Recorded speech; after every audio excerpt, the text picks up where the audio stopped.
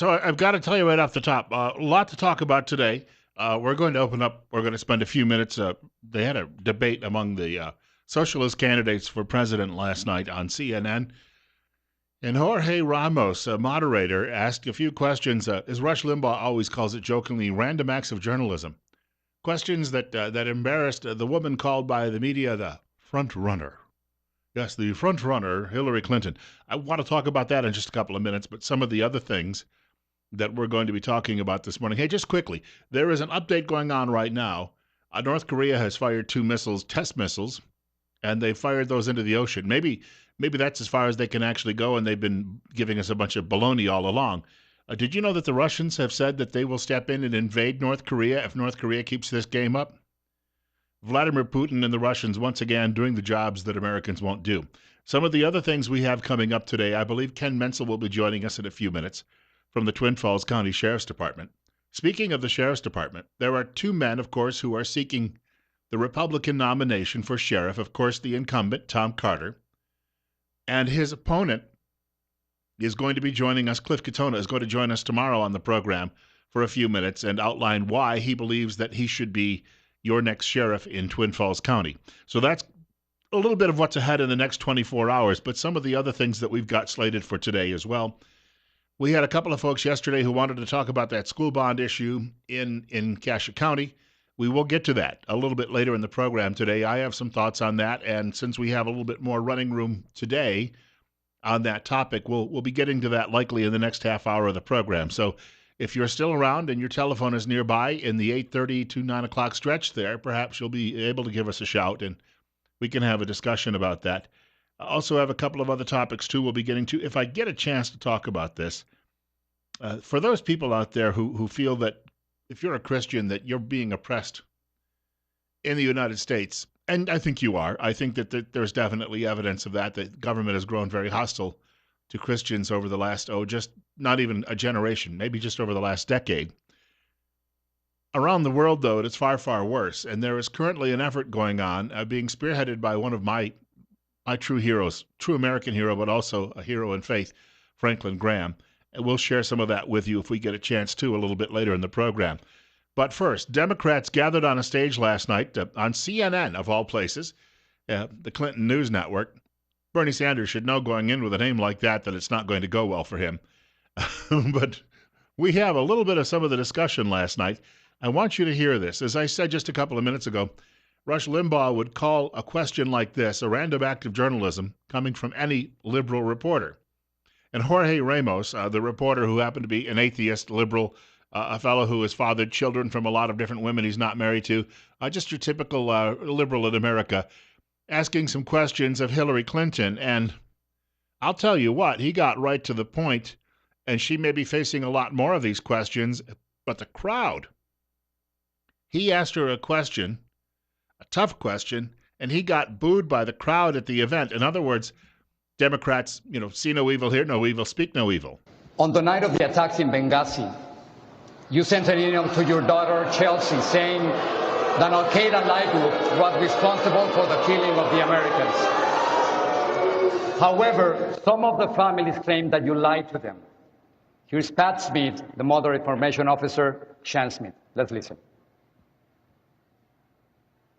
Hillary and Obama and Panetta and Biden and all of Susan Rice all told me it was a video when they knew it was not the video. And they said that they would call me and let me know what the outcome was. Secretary Clinton, did you lie to them? Look, I feel a great deal of sympathy for the families of the 4 brave Americans that we lost at Benghazi. And I certainly can't even imagine the grief that she has for losing her son. But she's wrong. She's absolutely wrong. I and everybody in the administration, all the people she named, the president, the vice president, Susan Rice, we were scrambling to get information that was changing literally by the hour. And when we had information, we made it public, but then sometimes we had to go back and say we have new information that contradicts it. All right, let's just start right here from the beginning. She's saying that they're all lying.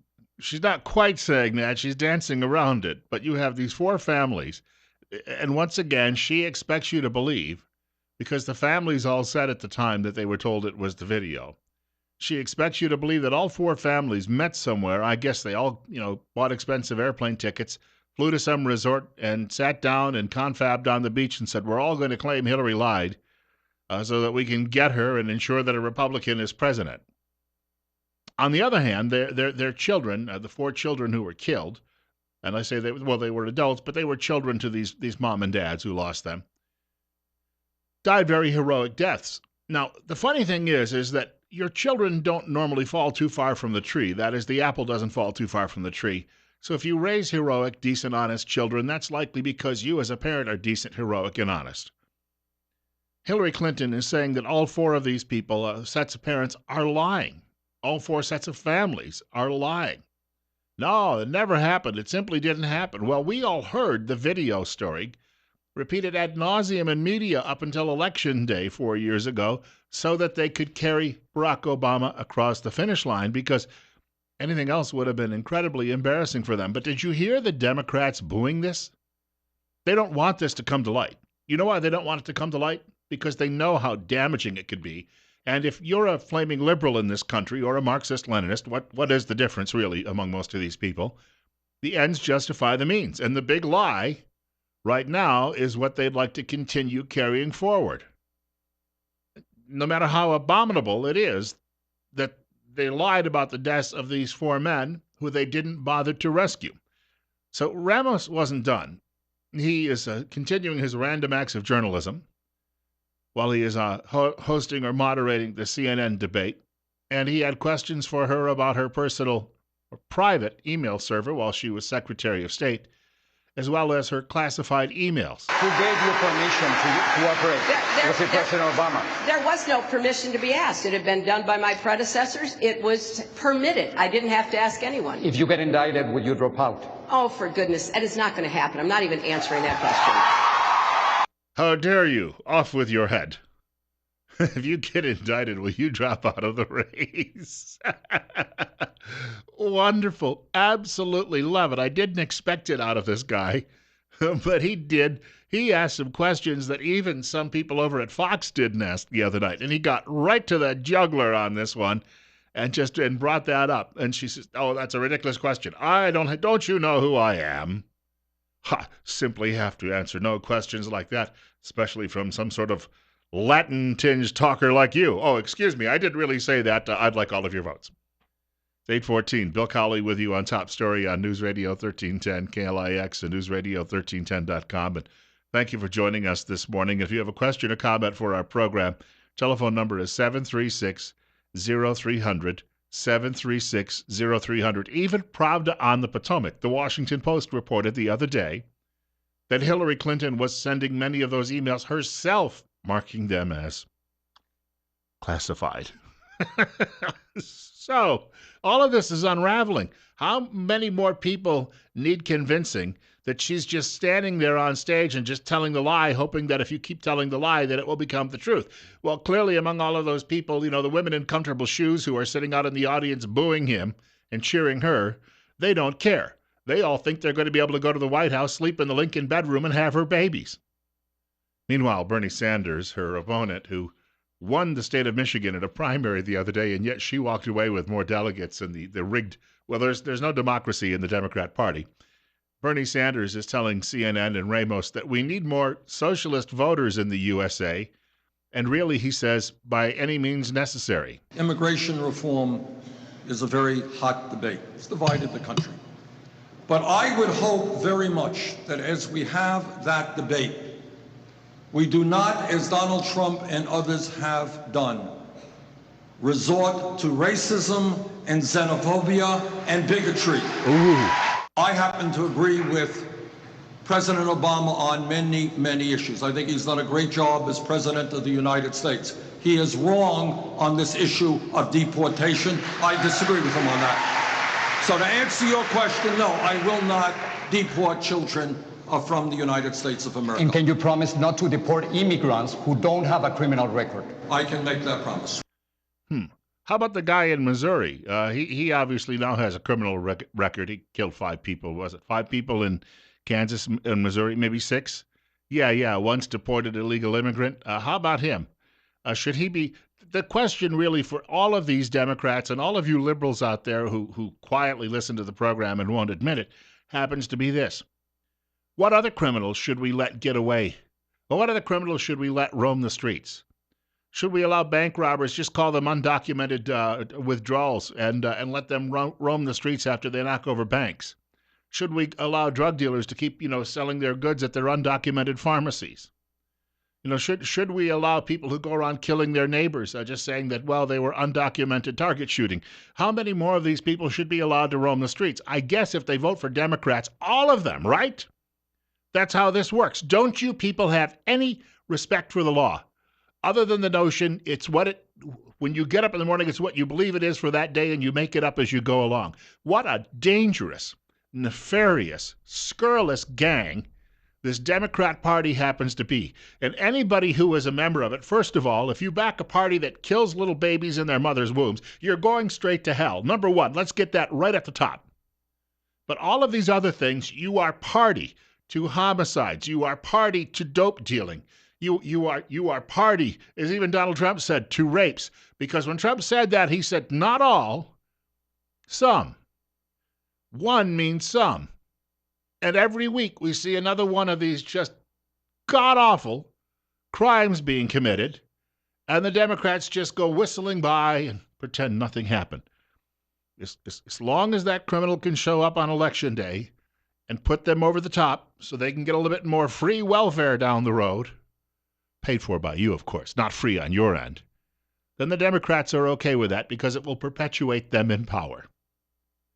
Bill Colley with you on Top Story on News Radio 1310, KLIX, newsradio1310.com. Also have this today coming up near the end of this segment, but Cal Thomas has a great comment about Sanders claiming that whites don't know poverty, and Thomas says, obviously, he's never visited West Virginia. Look, I used to live in Vermont. Sanders was my congressman at the time. Not everybody in Vermont is living on a beautiful home out there on Lake Champlain. I lived out on a mountainside in Bristol, Vermont when I first moved there, and in my drive to work, I saw people living in some terrible, terrible conditions. And Vermont is the second whitest state in the Union, behind Maine.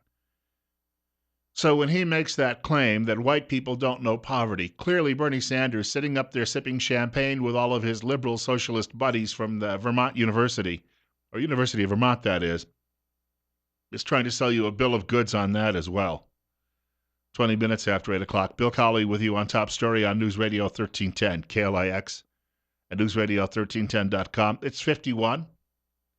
Hey, later in the program, we're going to be talking about that school bond vote in Cassia County and who should be responsible for paying for the big oops. Clearly, some people think you should, even though it wasn't your mistake.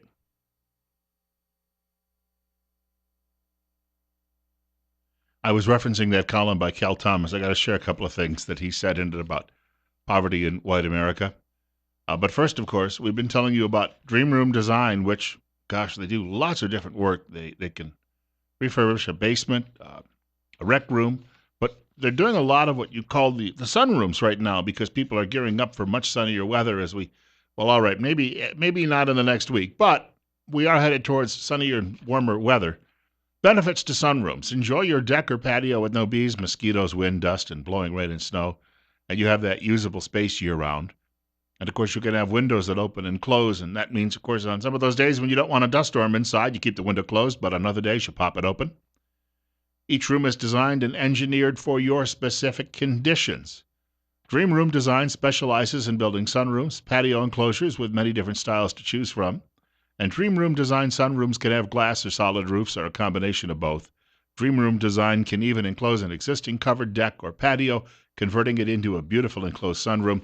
And remember, you can check out all the videos and the recommendations of satisfied customers by going to dreamroomdesign.com. This is from the Cal Thomas column about poverty in white America. And, of course, as he pointed out, have you ever visited West Virginia?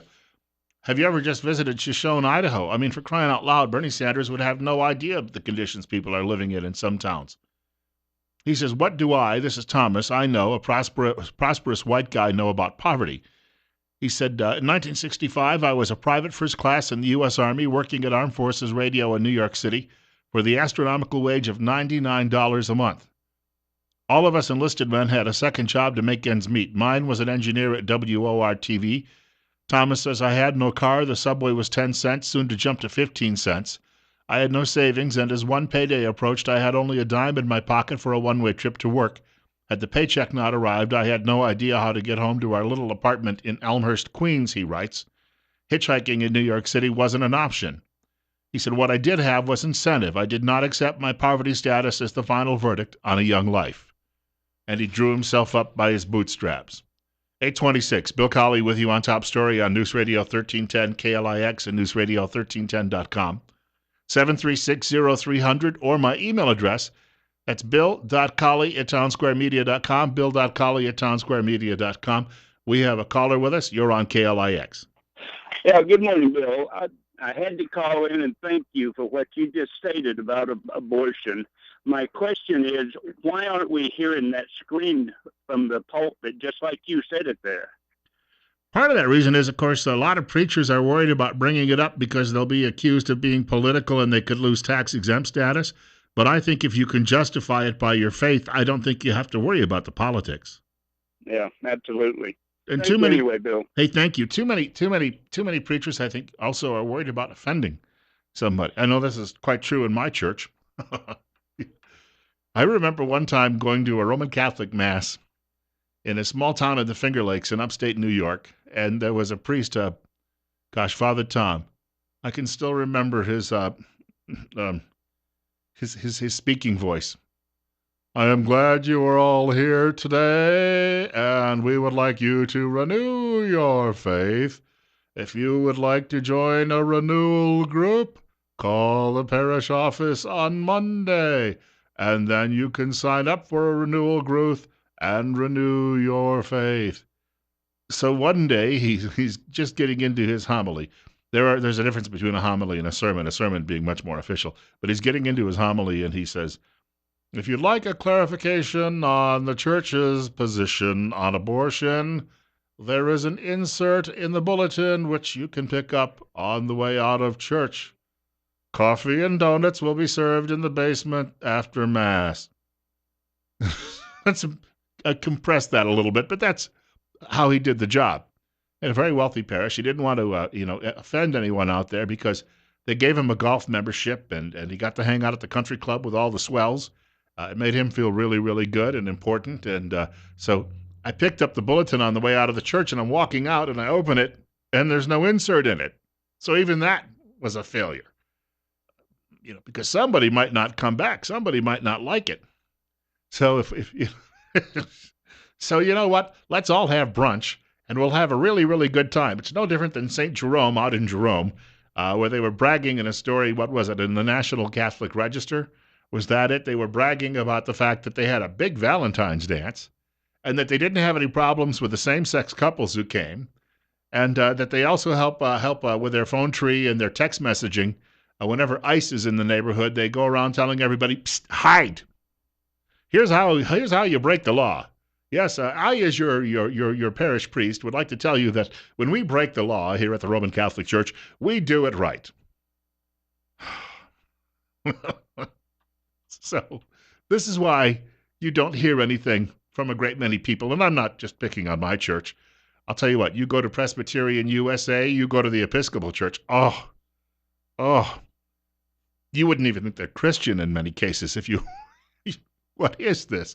Well, it's a guy in a mitre, and he's carrying a crozier, and he's going to say some nice words. They'll have the common book of prayer, which, we'll talk a little bit about the tradition of that.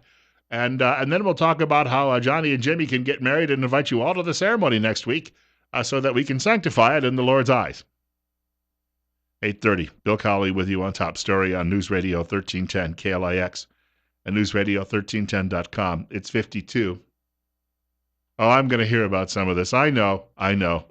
But you know what? They all know just what big hypocrites they happen to be. They don't believe in it themselves. They're just going through the motions.